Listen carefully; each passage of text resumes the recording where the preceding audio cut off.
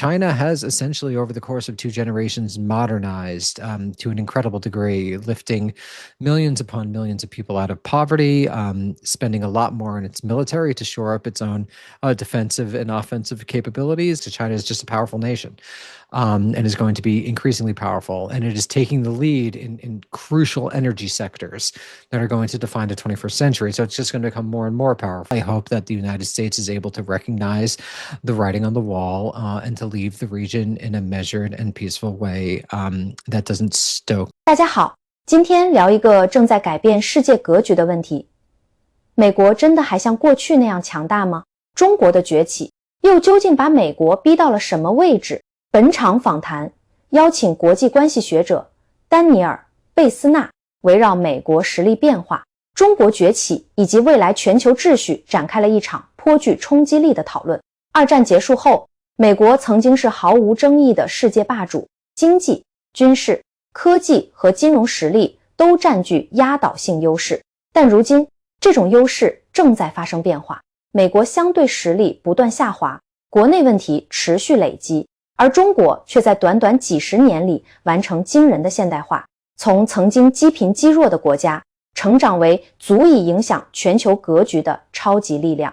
更关键的是，中国的崛起已经不再只是经济规模上的增长，而是逐渐延伸到制造业、科技、军事、能源以及整个产业体系。当一个国家真正强大到足以改变地区乃至全球力量平衡时，另一个国家想要继续用过去的方式对它施压，就必须重新掂量代价。这也解释了一个耐人寻味的问题：为什么美国面对中国时越来越谨慎？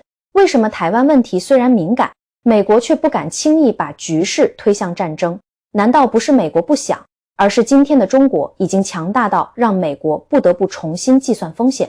面对一个正在不断崛起的中国，美国会选择硬碰硬，还是不得不接受一个全新的世界？接下来，让我们走进这场访谈。So to some degree, for almost a century now, the United States has been incredibly powerful. But I think things are changing because, of course, things are changing in world and global history. That was a very unique situation. It was unique that it was the North Atlantic world, the so-called West, that dominated many areas of the globe during the era of colonialism. And it was unique that other great civilizations like China, to take a random example, was particularly weak for a certain amount that happened to coincide with the North Atlantic rise to world power. So we are, I think, now exiting that era. I think that the United States and its G7 allies have been in both relative and absolute decline for a long time because their overwhelming power was unique. It was historically unique. Driven by a set of contingent circumstances. And as the United States and its G7 allies have been in relative decline, China has essentially, over the course of 2 generations, modernized to an incredible degree, lifting millions upon millions of people out of poverty, spending a lot more on its military to shore up its own defensive and offensive capabilities, and just, doing what if one was a dead alien looking at the entirety of world history, one would have expected China to do. That it wasn't always going to be in the warring states period. It wasn't always going to be disentangled. That under the Communist Party, since Mao's victory in 1949, it has consolidated its hold on a large swath of territory and really developed. So it's not a surprise that China is challenging American power in its region. In East Asia. And to my mind, it is not a matter of if the United States will eventually leave the region, but when the United States will leave the region and how the United States would leave the region. As a humanist who thinks that all lives are ontologically and philosophically equal, I hope that the United States is able to recognize the writing on the wall and to leave the region in a measured and peaceful way that doesn't stoke a war. Now, this is naturally, and this where we get back to Japan. The United States has been really responsible for Japanese defense, South Korean defense, Republic of Korean defense for a very long time. These are, of course, artifacts of World War II, but there's going to be a power transition in East Asia. I mean, and one could also look to Asia more broadly. India is also now much more powerful than it was in the past several decades. I mean, China is, to my mind at least, more powerful than India, but India is, coming up in the world. So this, of course, raises questions for Japan, who would want to retain all of its sovereignty, for South Korea, which is bordering a nation that is still, I believe, technically at war with the Democratic People's Republic of Korea. This raises questions for Australia and the Philippines and other American allies in the region. To my mind, again, I want to avoid war. I think these powers are going to have to learn to accommodate themselves to a new regional order, which to my mind looks like it's going to be with China sitting at the top of that regional order. Now, ideally, there would be no conflict, but I believe that China, like many powerful nations, is going to try to affirm what it perceives as its own interest in its region. I do think that Chinese power, Chinese regional hegemony, is going to be of a different character than American hegemony was in the Cold War and post-Cold War and unipolar moments.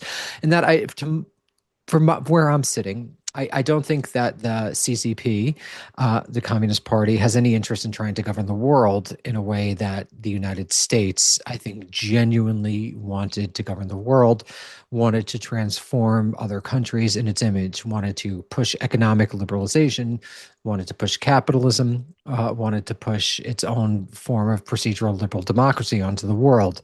China doesn't seem to have that interest. So it's going to be a power in the region, a major power. I think the United States is going to leave the region. I do not think the United States will fight China in a serious way over Taiwan. I don't, because that has the potential to lead to World War III, let alone a nuclear World War III.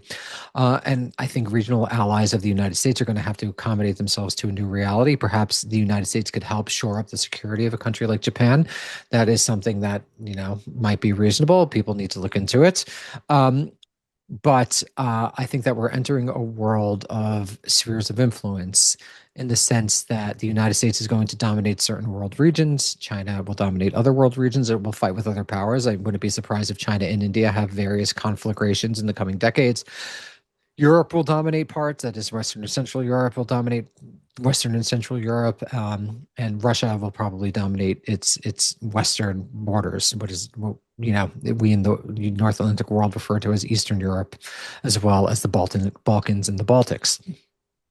So I think that is the world we're entering, of a new geopolitical reality that hasn't really existed in a very long time, hundreds and hundreds of years, and really never, because the regions of the world were never this integrated. We're never in such contact with one another. So it's a genuinely new space that is going to, raise certain questions and hopefully open up new possibilities. Well, I think there's always difficulties and complications when countries rely on other countries for security guarantees, particularly when they are so far away just in terms of pure distance. For example, China's in East Asia. The United States is not. It's very difficult to project power that far. Nevertheless, one would understand why a South Korean or Japanese leader would be anxious about losing that security guarantee, particularly given China's pure size and its pure economic and increasingly military power. Nevertheless, I think it would the United States is not going to get dragged into a war for another country. I think that is very unlikely. Even now with the case with Iran, I think Israeli Prime Minister Benjamin Netanyahu convinced Donald Trump to attack Iran, but I don't think he was doing it for Israel, even though Israel clearly has a strategy. And to my mind, the American foreign policy elite doesn't really have a strategy vis-a-vis Iran, but it was in America's, or at least Trump's perceived interest to do so. I think he thought that they were going to overthrow the Ayatollah and insert or appoint a Delcy Rodriguez type figure like was done in Venezuela, but it wasn't done for Israel. I think it was done for American reasons. And I find it very difficult to imagine any American leader fighting a war with China over any other country's interests. I think you even see in the Trump administration's national security strategy, a recognition that interactions with China are going to be primarily over economic competition and not military. And even if you look at the rare earth fiasco that occurred between China and Trump, I think the United States recognized relatively quickly that it was not going to be able to push China around like it might have been able to. And so Trump switched to Venezuela, Trump switched to Iran, kind of giving up this tariff war because China is just too powerful. I mean, it's whether you love the Communist Party or hate the Communist Party, it's just a pure material reality of geopolitics that China is just a powerful nation and is going to be increasingly powerful. And it is taking the lead in crucial energy sectors that are going to define the 21st century. So it's just going to become more and more powerful. So to my mind, it is unlikely that the United States is going to go to war with China over any other country's interests. I think that is very unlikely. You cannot just claim that North Atlantic values are universal and just force them onto the rest of the world. Even if I am the ultimate pro-human rights, pro-liberalism guy, as an empirical matter, you cannot force other nations to adopt that perspective. So to that criticism, which is oftentimes the response is, well, what about human rights? It doesn't matter what I think about human rights. I think you have to look at the actual history of the 20th and 21st centuries. I might support human rights. I do support human rights, women's rights in Afghanistan, for example. But you cannot force other cultures to abide by your North Atlantic values. They are North Atlantic values. You might want them to be universal.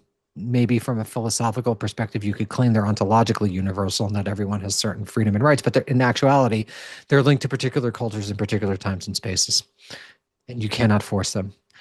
That is just the reality, and that, I think, is one of the great lessons of the post-World War II period down until today.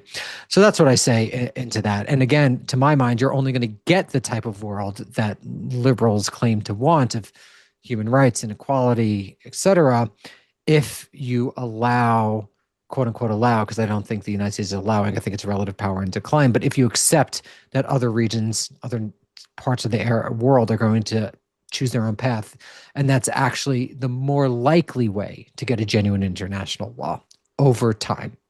I think that what the United States and its allies tried to do after World War II was to essentially skip stages of history, which was to argue that you could just universalize North Atlantic values, Enlightenment values, which one could argue, are they actually in practice? The United States has an incredibly large prison population. You could point to the Holocaust. You could point to Jim Crow and racism. But even putting that aside, let's say that it was a perfect society with all equality. It's still a historically contingent and culturally situated value system. And I think you need to deal with other worlds on an equal level. And I think the spheres of influence world is the first step on a road that will ideally end in a form of universal human governance. And if you actually read Hans Morgenthau, who I'm more sympathetic to in terms of his theory than John Mersheimer, I think Mersheimer's offensive realism, the way I put it, is profoundly unrealistic. He wants to sort of challenge China, which I just think is unrealistic. But Morgenthau, his ultimate goal was a form of world governance. And so what he was trying to do was articulate what he took to be not really eternal, I think that's a misunderstanding, but sort of basic laws of international relations as a means to get to that form of world governance. And so I at least normatively agree with the goal of world governance, even though Morgenthau and I might disagree about how you get there.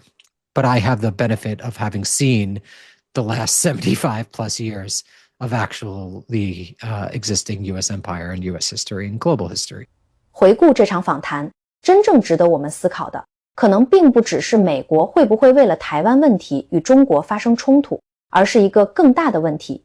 当一个国家的实力开始发生变化，它还能不能继续用过去的方式定义世界？过去几十年，美国习惯了站在世界权力的中心，经济优势、军事优势、美元体系，再加上遍布全球的盟友，让美国拥有足够的底气介入世界各地的事务。那个时候，美国想制裁谁、打压谁、扶持谁，似乎都可以凭借自身实力让对方付出代价。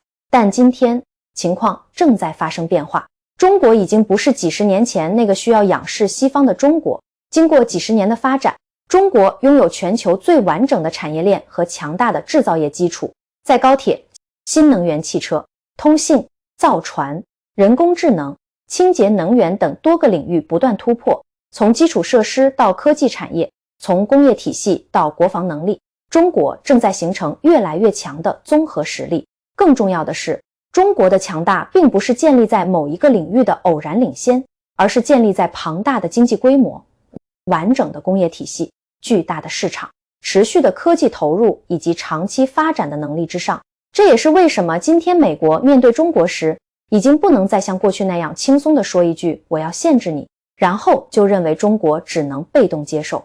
美国当然依然强大，依然拥有全球领先的军事、科技和金融实力，但问题在于，美国的优势正在从压倒性优势变成相对优势，而中国则恰恰相反，正在从追赶者逐渐变成竞争者，甚至在一些领域已经成为规则和产业发展的重要推动者。这场变化真正让人感到震撼的地方就在这里，不是中国突然变强了，而是中国几十年积累下来的实力终于强大到了整个世界都无法忽视的程度。所以今天在讨论台湾问题，真正应该看的其实不是一句美国敢不敢打，而是美国有没有能力承担与中国全面对抗的后果。因为战争从来不是一句口号，也不是航母、导弹和盟友数量的简单比较，背后比拼的是工业能力、经济韧性、能源安全、科技实力、供应链以及一个国家持续承受巨大压力的能力。而这恰恰是今天中国最大的底气，一个拥有完整工业体系、庞大市场和强大制造能力的中国，已经不是谁想随便拿捏就能拿捏的对象。那么问题来了，如果中国继续保持这样的发展速度，10年之后的中美实力差距会是什么样？美国还能不能继续维持过去那种一言九鼎的全球地位？而当美国越来越难以用实力压住中国时，他最终会选择接受现实，还是继续赌上一切与中国较量？你觉得今天的中国究竟已经强大到了什么程度？美国又到底还能撑多久？欢迎把你的看法留在评论区，我们一起讨论